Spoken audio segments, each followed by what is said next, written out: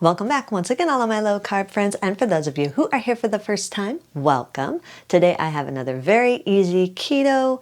I consider it a dessert, but some people just consider it a side dish, so dessert slash side dish. Today I'm going to show you how to make a keto candied yam substitute.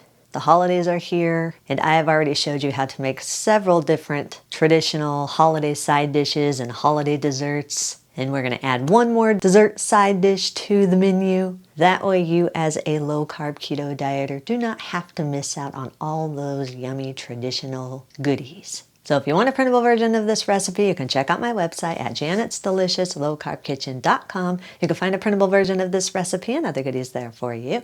And if you're new to the channel and you want to see lots of easy, delicious, low-carb keto recipes, make sure you click that subscribe button and click the notification bell that's right next to the subscribe button. That way you can be notified every time I put out videos, at least every Wednesday and Saturday. And if you'd like to help support the channel, make sure you scroll down in the description of the video. You'll see some affiliate links. Anytime you purchase anything using those affiliate links, a small portion of your purchase will go to me and help support the channel.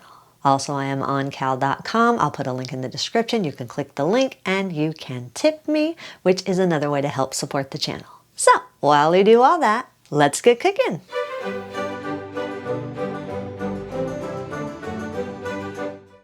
Completely peel and slice 1.5 pounds of butternut squash or the firm squash of your choice.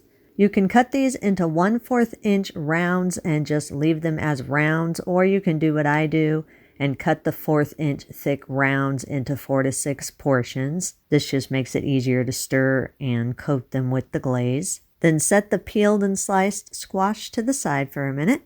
Place 2 tablespoons of butter in a large skillet over medium heat. Use a wooden spoon and stir the butter until the butter is fully melted. Add 50 grams or around 1/4 cup of the brown sugar sweetener of your choice and 50 grams or around 1/4 cup of the granulated sweetener of your choice. I'm using Lakanto's brown monk fruit sweetener and Lakanto's classic granulated monk fruit sweetener.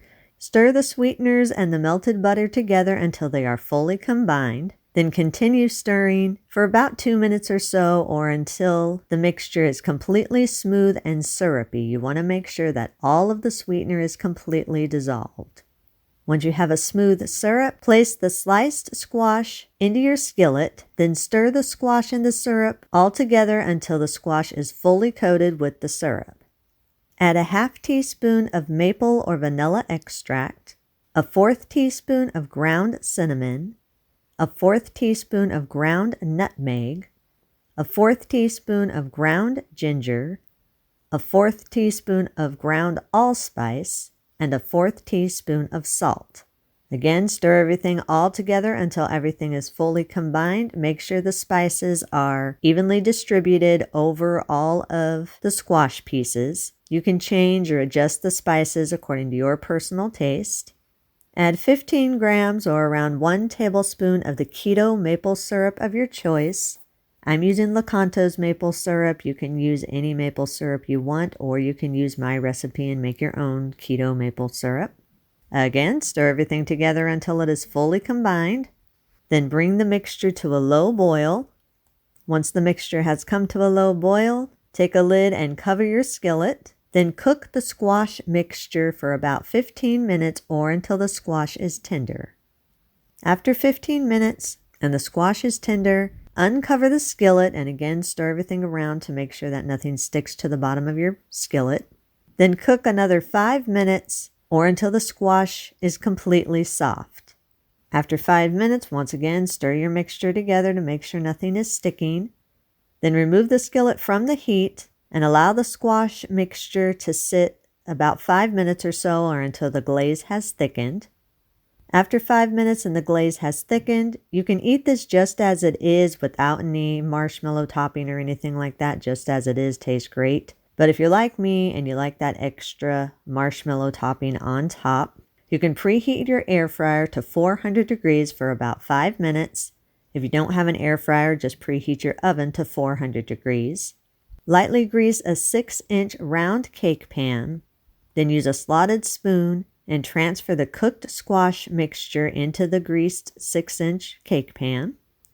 Top the squash mixture with your desired amount of keto marshmallows. Chalk Zero has really good keto marshmallows. They melt just like regular marshmallows, or you can use my recipe and make your own keto marshmallows if you want to do that, or any keto marshmallow of your choice. I usually cut my marshmallows in half and then put them on top of the squash mixture.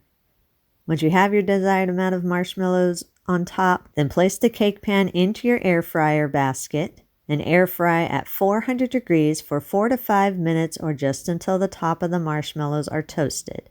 If you're doing this in the oven, then place the cake pan in your oven and bake at 400 degrees for 10 to 15 minutes or just until the top of the marshmallows are toasted. Once the marshmallows have been toasted, then remove the cake pan from your air fryer basket or from your oven, whatever you've used. Allow the candied yam substitute to cool in the cake pan for just a few minutes just so you don't burn your fingers, and then you can serve it immediately. Alrighty, we are back. Here is my yummy looking candied yam substitute. Doesn't that look delicious? Can't even tell that's low carb just by looking at it. I mean, look at that. That looks like the real deal. And it smells like the real deal.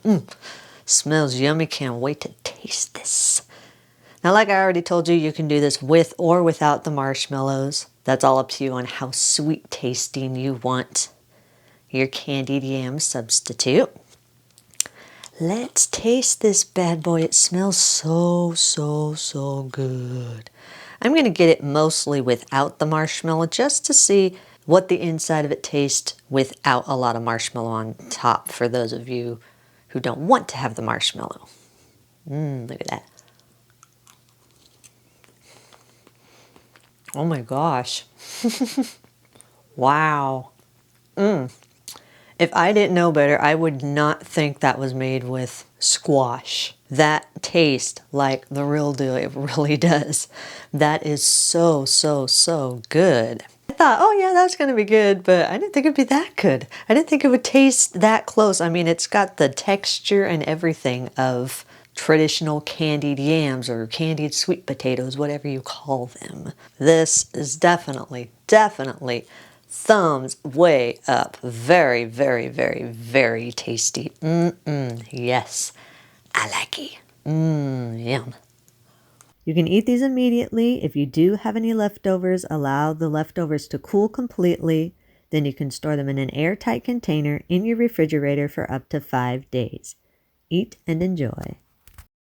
And that's our recipe of the day. I hope you've enjoyed it. If you did and you want to see more videos like this, make sure you click that thumbs up like button, click that subscribe button, leave me a comment if you want to. Let me know if there's any recipes that you'd like to learn how to make, and I'll do what I can to get those out there for you. And as always, keep cooking.